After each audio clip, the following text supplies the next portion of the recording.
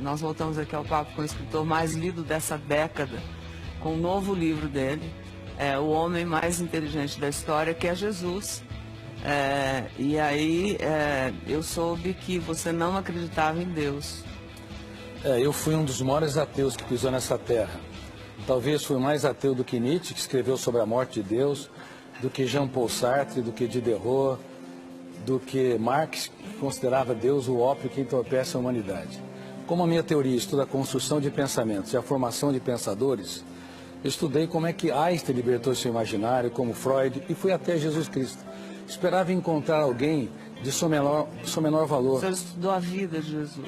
Exatamente, a história, as reações subliminares. Faz 15 anos que você está... Na verdade, 15 anos escrevendo esse livro, mas faz 20 anos que eu tenho estudado como pesquisador da psicologia, sociologia e psicopedagogia. Eu fiquei perplexo, porque percebi que ele não cabe no imaginário humano. Eu me curvei humildemente à inteligência dele.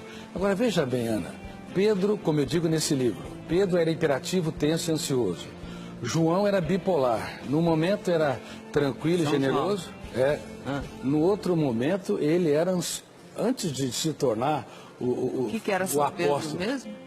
Pedro era hiperativo, tenso e ansioso. Se fosse um aluno nos dias de hoje, todo professor queria vê-lo a quilômetros de distância da sua sala de aula. João flutuava. No momento era amoroso, no outro queria destruir aqueles que não andavam com Jesus. Tomé era paranoico e inseguro. Mateus era corrupto. Talvez, se tivesse nos dias de hoje, quem sabe estaria até na Lava Jato. E Judas, o que era? E Judas Iscariotes era dissimulador. Quem é que conseguiria escolher um time desses para executar o maior projeto da sua vida? Mas por incrível que pareça, para espanto das ciências, ele transformava pedras brutas em obras-primas. E eu fui às lágrimas ao perceber o que esses jovens eram antes e no que eles se tornaram. Foram apóstolos da sabedoria, da generosidade, da sensibilidade. Graças ao carinho, ao amor, ao e à afeto, dedicação de como Jesus. aquela professora e muito mais. Ele não teve medo de chorar diante deles. Um grande mestre é capaz de falar dos dias mais tristes da sua vida, para os seus alunos aprender a escrever os capítulos mais importantes de sua história, dos momentos mais dramáticos. Ora, quem era o homem, Jesus, que você descobriu através de longos anos de estudos? Bom, ele foi de fato, como eu estou dizendo, um homem mais inteligente da história. Ele geria sua emoção com maestria.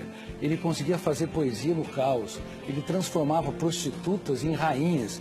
Nós vimos aquele exemplo daquele jovem machucando a sua namorada. Ele era tão generoso que era capaz de transformar quem estava à margem da sociedade num príncipe ou numa princesa. E eu me perguntava, que homem era este? Inclusive, quando Judas o beija, ele fala, amigo, para que vieste?